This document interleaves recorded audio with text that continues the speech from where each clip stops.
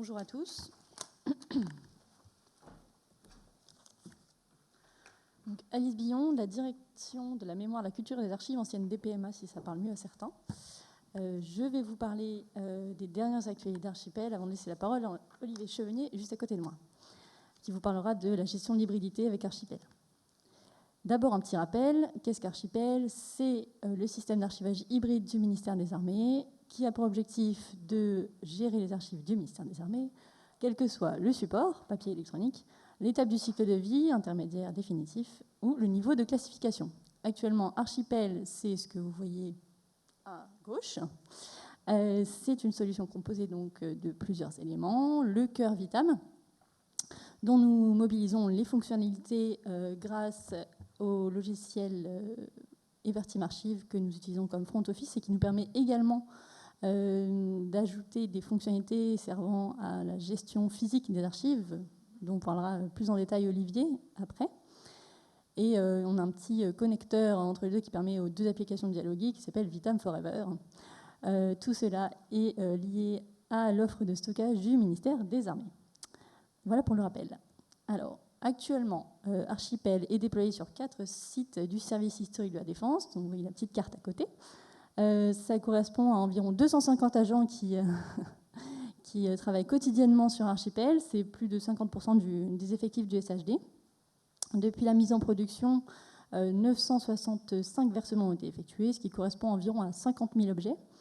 Et si on y ajoute les objets issus des reprises des données, des systèmes qui étaient utilisés, on arrive à 2,5 millions d'objets en base actuellement. Et c'est pas fini, me dit Olivier. Question communication, on en est à environ 6160 communications effectuées depuis la mise en production. Alors, et maintenant donc, on s'achemine vers la V2 Archipel, qui comprend donc des montées de version, les différentes applications, des fonctionnalités de gestion du classifié papier, notamment prise en compte du droit et du besoin d'en connaître, essentiel. Des améliorations concernant les fonctionnalités de gestion de la masse pour lesquelles on connaît quelques limitations pour le moment. Et enfin, quelques petites autres améliorations dont je vais vous passer ici le détail, de peur de vous lasser. Donc cette V2, on prévoit de la mettre en service sur l'ensemble des sites du SHD, donc les 6 autres sites d'ici donc 2023. Après ça, on a encore pas mal de pain sur la planche, des chantiers divers à effectuer, notamment la mise à disposition d'Archipel auprès des services versants, donc l'ouverture d'une interface service versant. Également l'interfaçage avec le site internet du SHD qui permettra d'améliorer la communication au public, enfin le service public rendu par Archipel. Des travaux effectivement aussi sur l'archivage des applicatifs, bien sûr aussi sur la préservation numérique et effectivement aussi sur la gestion des informations et supports classifiés numériques.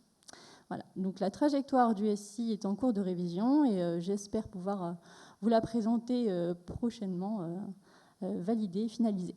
Voilà. C'était court, mais je vais laisser la parole à Olivier parce que c'est quand même le centre de l'intervention aujourd'hui. La gestion de l'hybridité avec Archipel. Merci. Merci Alice, vous m'entendez bien ? Bonjour.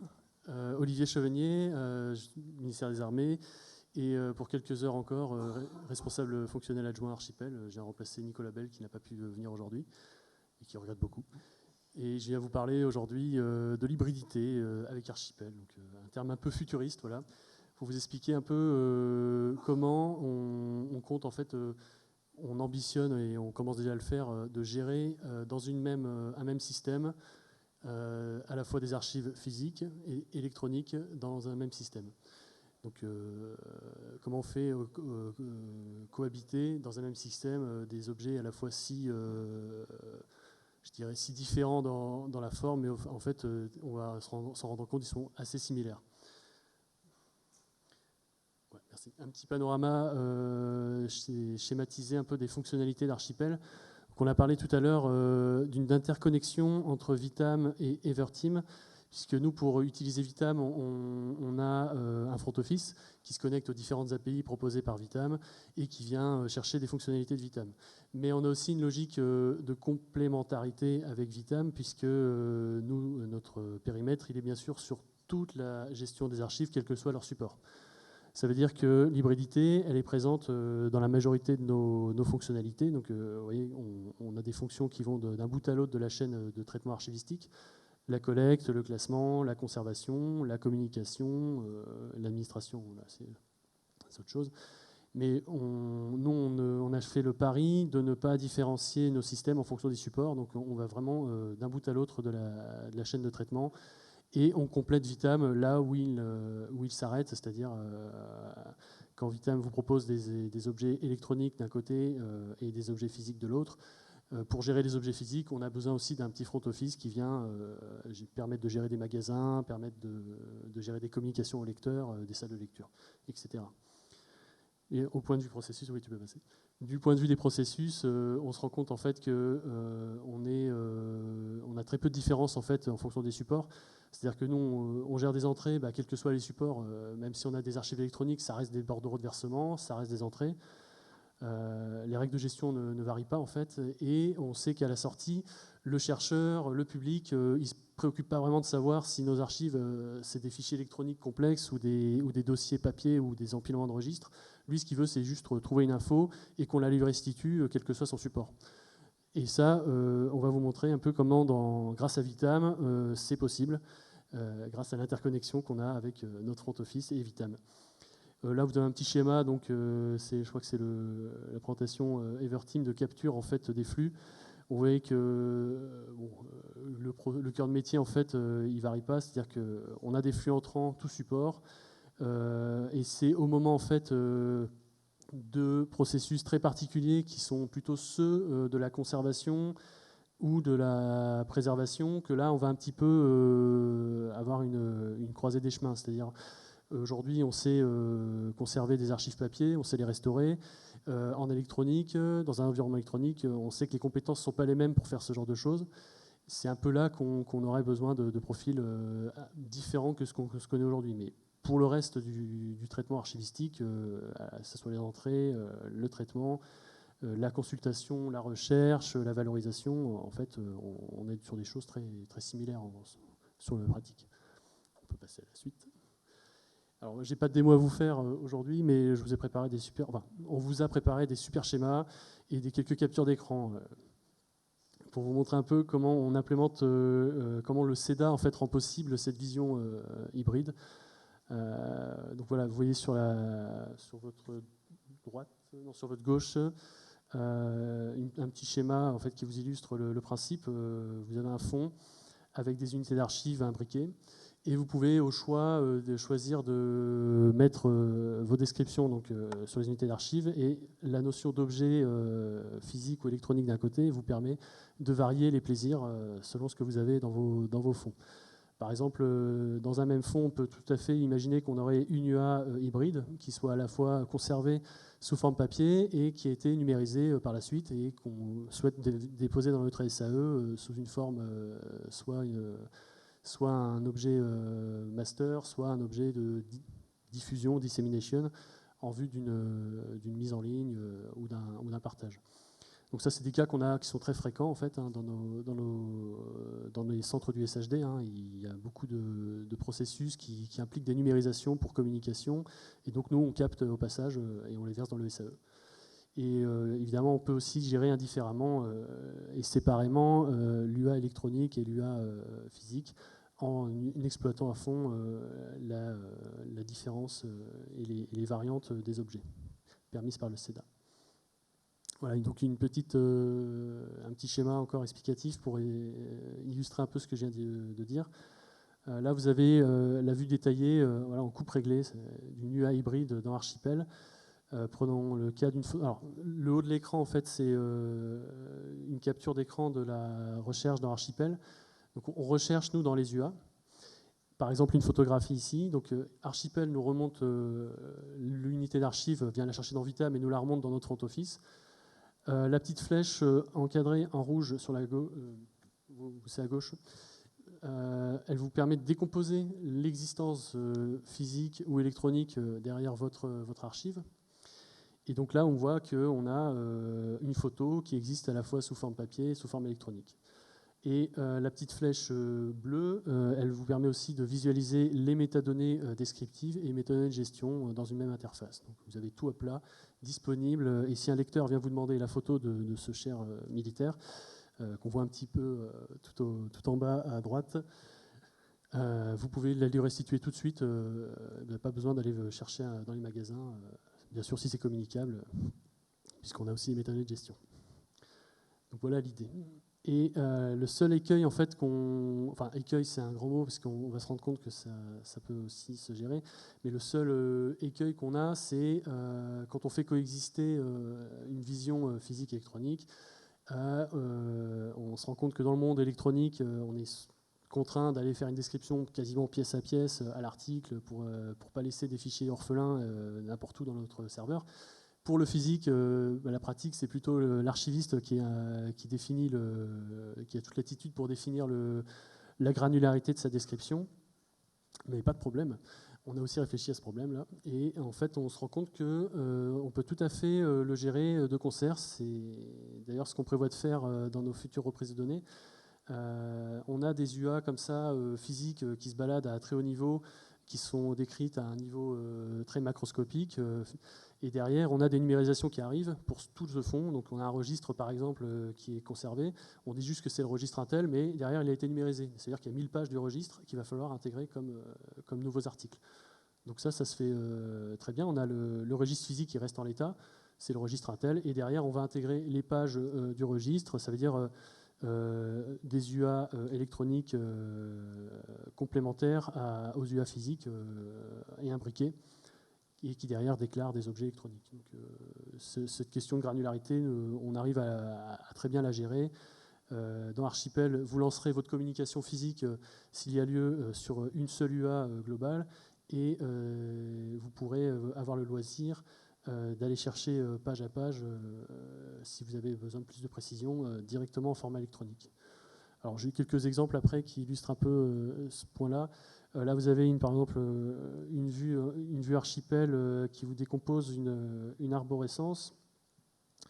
Alors, c'est un peu schématique. Enfin, c'est un peu. Vous voyez en fait les UA en vert ici, en haut à gauche chez vous. Et on décompose, vous voyez, on déplie à chaque fois les UA et on voit les formes que prennent les archives qu'on conserve. Donc vous avez des originaux papier, vous avez des originaux numériques qui sont imbriqués dans une arborescence sans contrainte.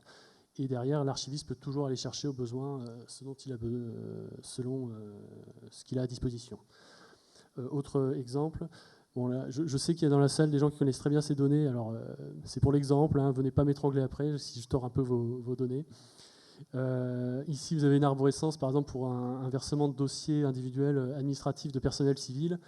On pourrait imaginer derrière que sous le plan de classement, vous avez une imbrication d'unités d'archives, pareil. Vous avez le dossier de Monsieur X qui arrive en premier, c'est le dossier papier, on n'a jamais pris la peine de le décrire auparavant, et on a, je dis n'importe quoi, on a réceptionné ce qu'on appelle un sous-dossier médical qui contient des pièces particulières sous format électronique. Et bien, on pourrait tout à fait associer ce sous-dossier en UAFI et venir déposer les archives électroniques dedans. Donc, idem pour le sous-dossier 2 avec les bulletins de paye. Donc, là, vraiment, on peut varier les plaisirs, faire des UA hybrides, des radios physiques, des radios électroniques. Enfin, le CEDA vraiment permet d'avoir cette vision globale sans restriction. Voilà, donc j'ai terminé le déroulement. Je ne sais pas s'il y a des questions. Je coupe le micro.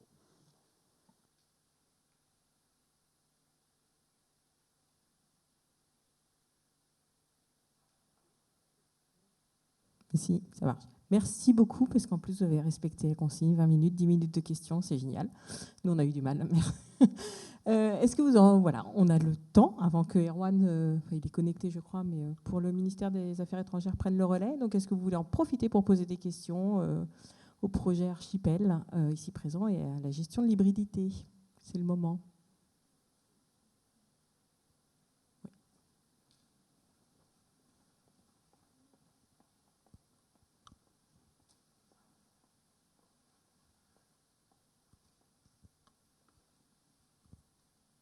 Bonjour, Françoise Cohen, un dossier, une place. Je voulais savoir où est-ce que vous en êtes. Est-ce que vous avez donné accès à des utilisateurs à votre interface ou... Tu veux répondre? Alors, nous, on est sur des interfaces, des réseaux fermés, en fait, cloisonnés aux utilisateurs. Par contre, l'objectif, c'est de laisser l'archiviste, quand il fait une recherche pour un utilisateur, apporter des réponses les plus précises possibles. Donc, il va interroger la base et répondre à l'utilisateur sur ce mode-là. Comme je disais, effectivement, pour le moment, Archipel est ouvert uniquement aux archivistes du SHD. Un autre chantier est de l'ouvrir aux utilisateurs, aux services producteurs et versants du ministère des Armées. Je ne sais pas si ça répond aussi à votre question. Merci. Est-ce qu'il y a d'autres questions?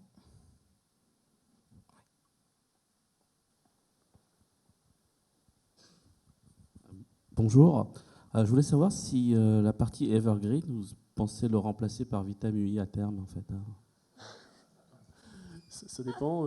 Est-ce que Vitam UI compte gérer les magasins un jour? Sinon, comme je disais, effectivement, il y a toute une complémentarité en fait, entre front office et back office. Et comme on est sur des processus physiques, on est obligé de toute façon d'utiliser Everteam pour cette partie-là au moins. Elle vient aussi compléter quelques besoins particuliers en recherche que Vitam n'offre pas toujours à juste mesure. Pour expliquer, niveau historique, Vitam UI n'existait pas encore quand on a commencé à développer Archipel, ce qui explique qu'on a un front office qu'on utilise, qui quand même a l'avantage de nous permettre de gérer tout ce qui est magasin et salle de lecture, ce qui n'est pas négligeable. Donc, voilà. Oui, alors non, ce n'est pas prévu aujourd'hui de s'aventurer plus avant sur le défi de la gestion du papier, qui est quand même...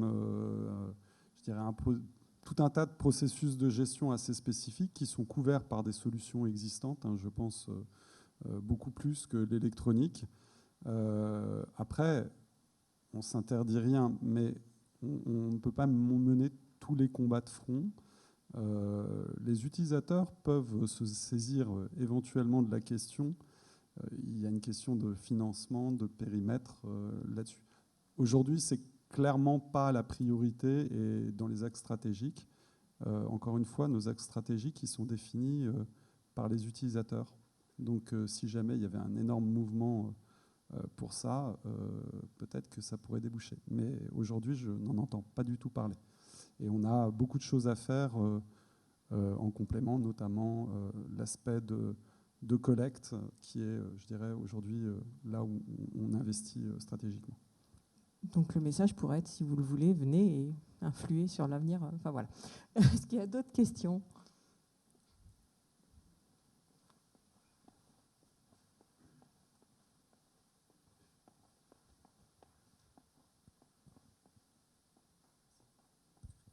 Bonjour. Du coup, moi, je voulais savoir la version de Vitam qui est derrière en back-office et si vous avez déjà fait des migrations majeures de Vitam.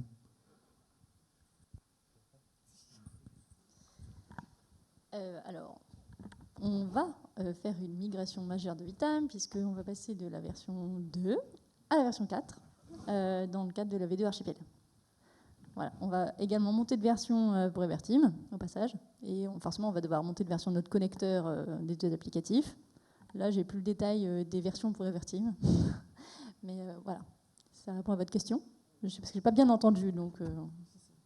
C'était bien ça.